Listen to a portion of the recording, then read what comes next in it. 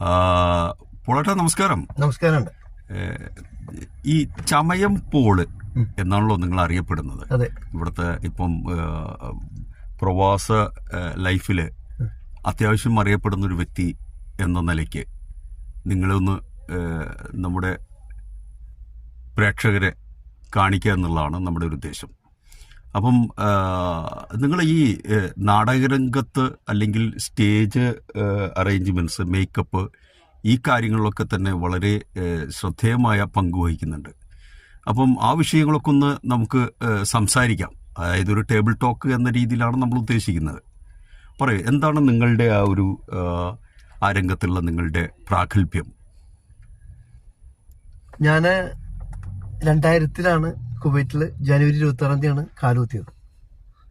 അന്ന് വന്ന് ഞാൻ 1 വർഷക്കാലം ഞാൻ KPTC ജോലി ചെയ്തുകൊണ്ടിരിക്കുകയായിരുന്നു. അങ്ങനെ ജോലി